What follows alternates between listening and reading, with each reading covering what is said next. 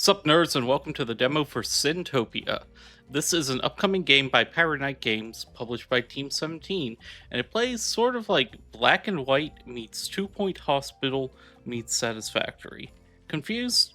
So was I, but here we are. I've gone through the tutorial already, so let's pop into challenge mode and see what we can get going. So our first choice here is going to be between what kind of maps we want to do, and you can see we've got different goals that we have to pick between. I'm going to go ahead and go for this one, which is going to offer the most reward, just because I'm feeling like doing a challenge. So can attune to the power of predecessors and use boons. So there's a roguelike element to this, it looks like, to get more predecessors going in. Interesting. All right. That's what the prestige points, the points that we earn for what we pick through, is for. So let's, yes, okay. And positive and negative effects with boons. Got it. So, don't like extra production cycle on the buildings. That means they take longer to do their job. We'll make them more vulnerable to gluttony. I'm totally fine with that. Let's see. 50% help point. Okay, more money at the start, but things cost more money. That's fine. That sounds good. Can I? Nope, I can't even afford that. And more coins for each punished wrath point. Okay. It makes them more wrathful. So you might be wondering what this is about these 7 deadly sins and what a hamu is and things like that. Don't worry, we're going to get right into this. So this is the world that we're on. You might notice it has two distinct parts. It has an overworld here and an underworld. First, we're going to head up into the overworld so I can show you a few things about this game. From here, you'll see sort of what I meant by this being like black and white. Let me pause time here. We have all these little individual buildings. We do not build or control any of these. These buildings are housed or are lived in by these creatures called hummus, because they are, well, if I can find any anywhere, they are sentient chickpeas. I think they need to spawn. Here's one. I believe this is going to be our monarch here. Marcel Mummus. It's a very unique art style, but it does call back to the 2 Point games and old Bullfrog games to me. Which, there's a charm. There's a lot I like there. It's resistant to gluttony, greed, and wrath. Each hummus has special points, and you can also see down here they have certain levels of sin going on. And we can see how high that level is. See, the thing in this game is we do not rule up here. Actually, Marcel, who we just saw there, rules up here. If we come up and watch him, he's going to interact with this stone here and become king. Let's just watch that play out real quick.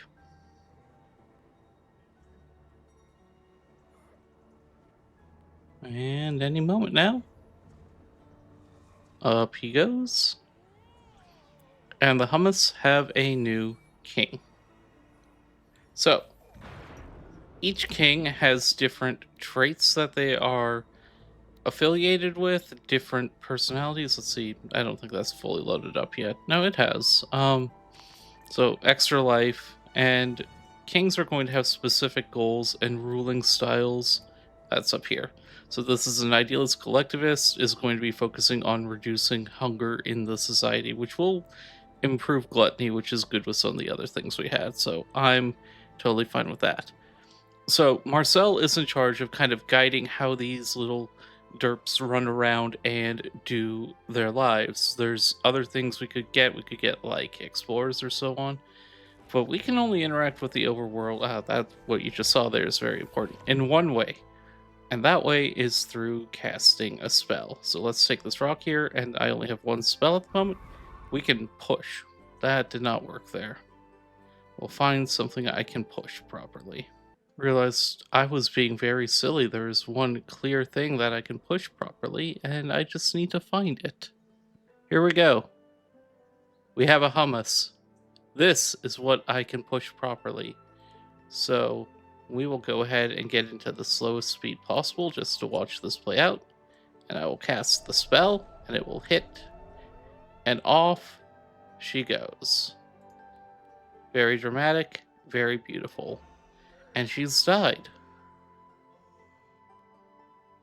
As she dies, she heads over to the graveyard, and we can see we already have a couple here in the graveyard, at least one, waiting for, well, on the road to hell, there's a bus line in this case. It's going to be a few minutes before the bus comes back, but where does the bus go? Well, that goes to where the majority of the game actually happens for us. Down here to hell, the Grim Reaper, let's see if we can get a view of him. Hey, buddy. Grim Reaper here, with the license plate of death, brings some hummus down every so often, past the statue of Cerberus. I believe that is Poodle Cerberus, which is incredible, to wait here and enter into hell. You see, our job is to be the ruler of hell in this game. We exist in order to remove them of their sin through a process of, well, basically factory automation. So, I know that sounds ridiculous. I do. But what we have to do is we have to start punishing them and draining their sin values before they get too high. For every bit of sin we remove, we get profit. For every bit that stays, they run risks in their next incarnation that will potentially turn very, very horrible.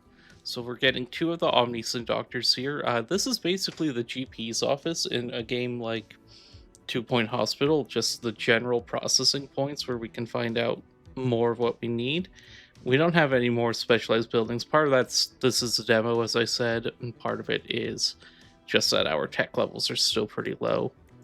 But we can take these, we can make a Hell Pit show. A Hell Pit is, well, it is a puppet show. We'll actually flip this around, and I'll show you why in a moment.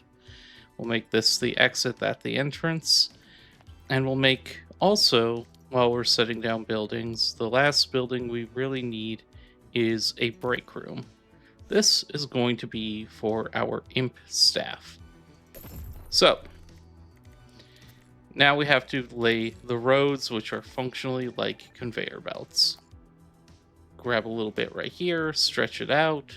I actually do like how the road system in this game works. Actually, we'll put it right here, because if they're just standing outside waiting for the buildings to be operable, they're going to be just kind of absorbing corruption from hell itself and getting more and more sinful, which would be bad. Obviously, our whole goal is to eliminate sin from them. So we're going to have to build a little waiting booth. This is a protected area for them to stay, where they will not be anywhere near as corrupted. So we'll drop that down, and we'll get a waiting line here. And we'll just draw that out like this.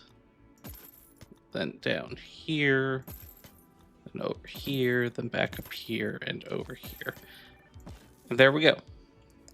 Then we start sending them off to their individual doctor's offices. The reason we wanted to is so we could, so I think it's E to flip that, so that they'll split and go there. These take a while to process, and we will get them going that way. There is, you might notice these buildings are empty. We'll deal with that in a second. Then what I want them to do is once they are done there, we'll get them together again, right about here. Yeah, we'll just do it right there and connect that in there, merge those, go up a little more, and we're going to put a checkpoint here. Soul's Dispatcher, and this is functionally just a smart splitting gate like in Satisfactory or Factorio, and we can check for various stats within it. And what we are going to look for specifically First, we're going to make 3, or see over here, our fallback exit. How do I do that again? Ah, yes. We have to put in the road connections first, so we'll put in our 2 road connections off of this. One going this way, one going up. Here we go. We've defined C as our fallback exit. This is just in case they don't match any of the other criteria, they are sent through there for further processing. But if they have a sin value, which is just the total sin of, I think, everything.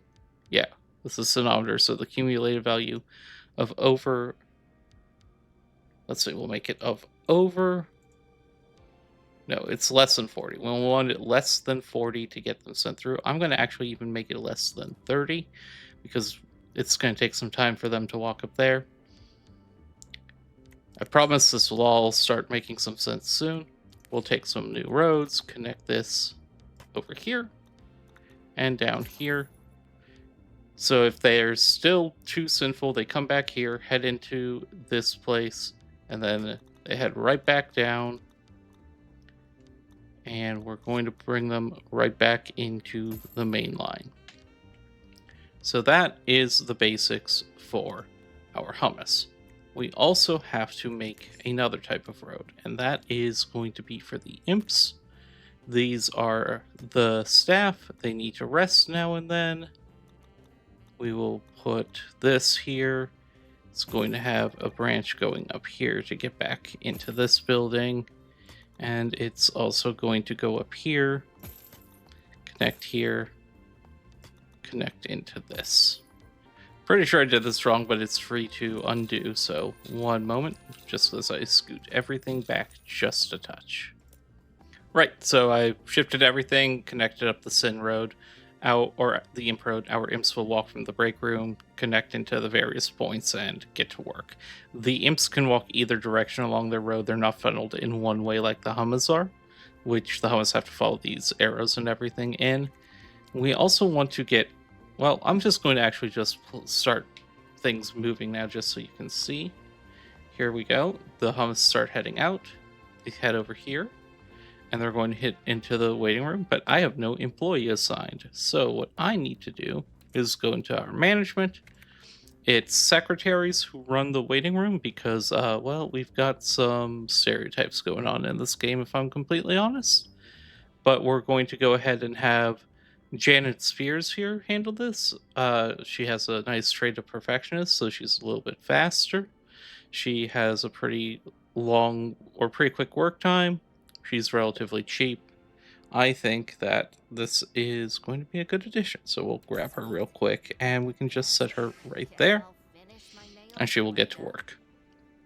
We're also going to need 3 of these basic imps here to be our doctors, essentially, our Omnisyn specialists. So we've got permanent motivation on this guy. That means he's going to move fast when he goes on break.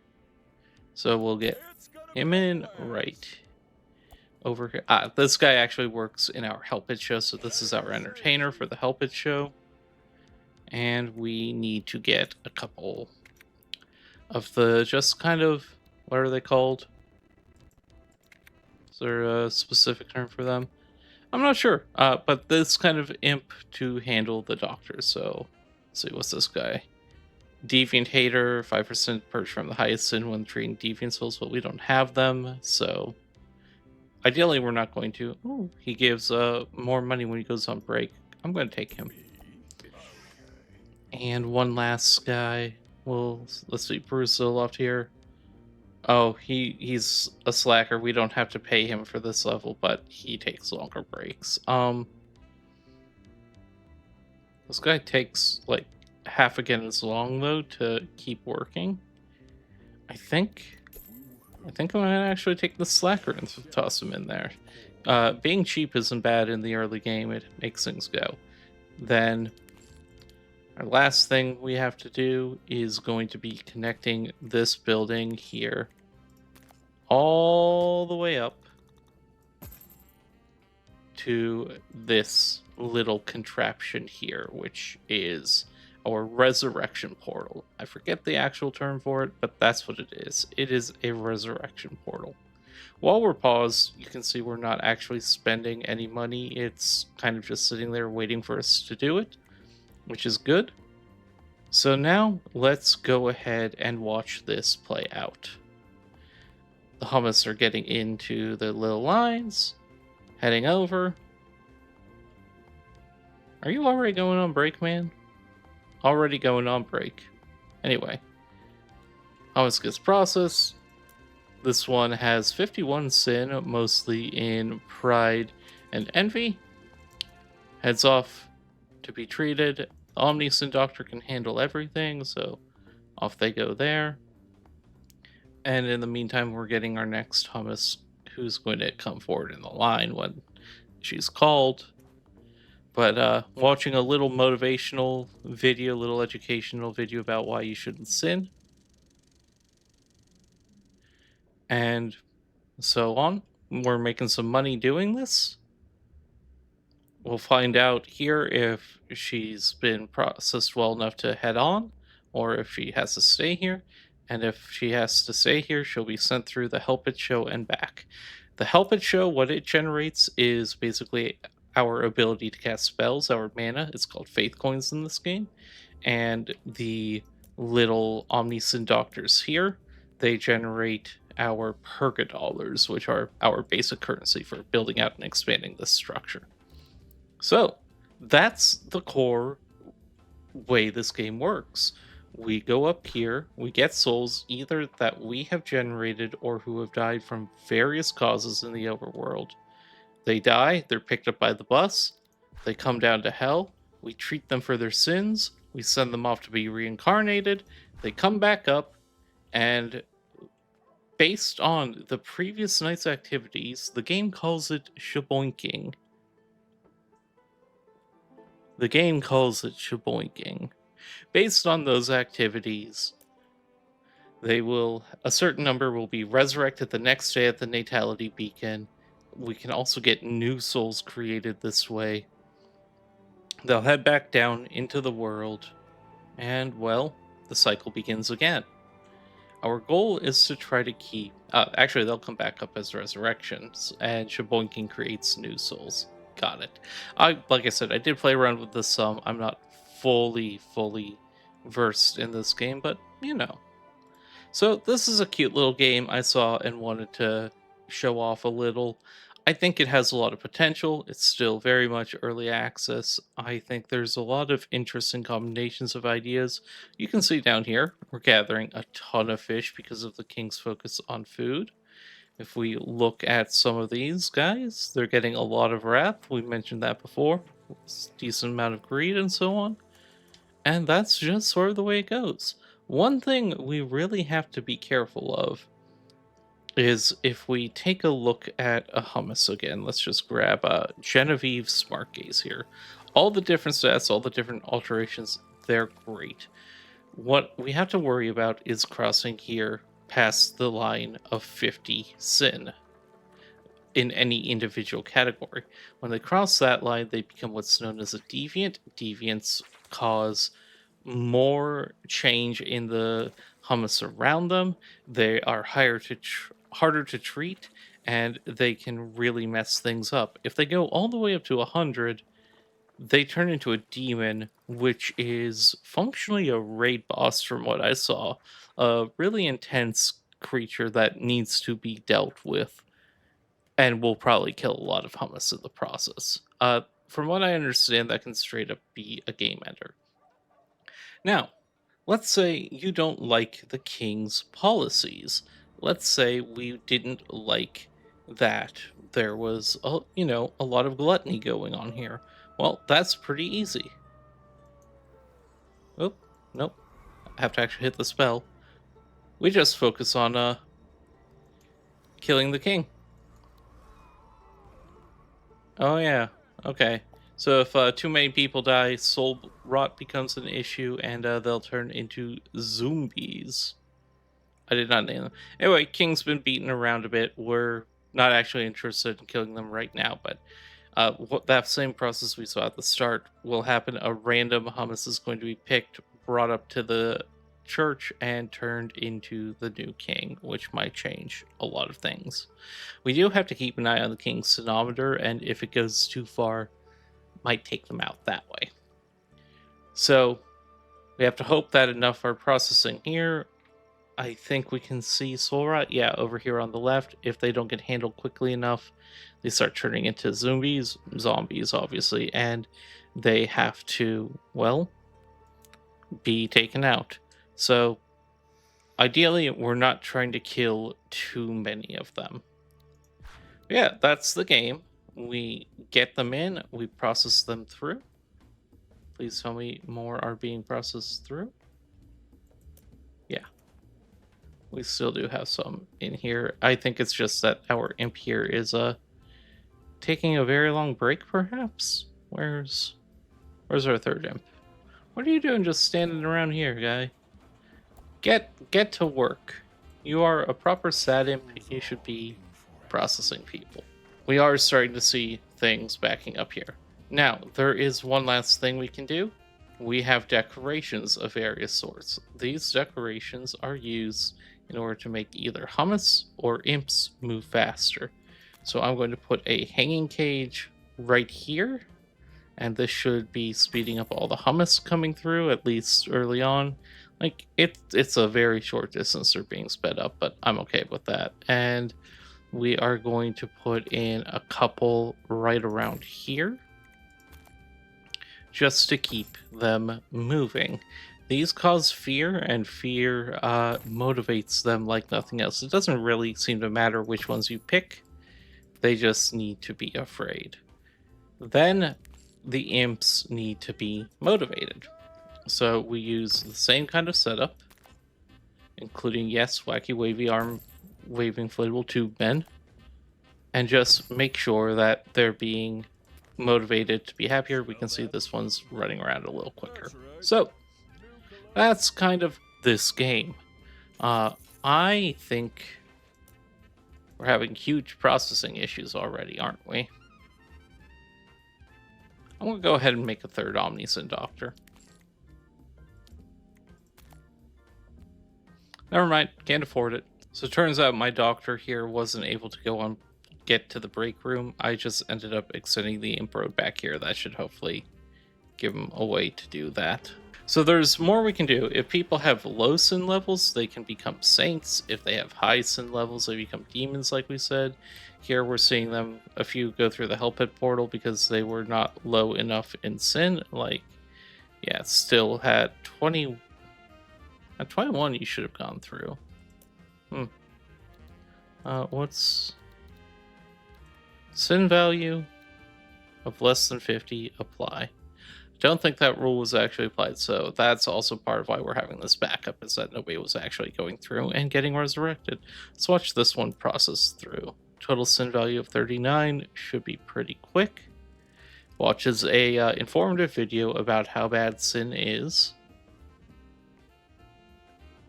Loses quite a lot of the worst sin stats. Gets sent out. Hits this, gets verified, and goes on through, nice and motivated due to their fear. And off they run. They hit the stalk. Up they float and go to the overworld and see if we can't catch them coming out of the portal here. And there they are. It's now Aslan Fatbelly, newly back. Finding a new home, moving in, everything. Are those witches? Huh. The one other thing I really needed to talk about here are these currencies called heroes. Now, as we get the nice souls through, if they're below 40 total, which is why we're picking that as the goal, we can watch it here, we get awarded with a hero.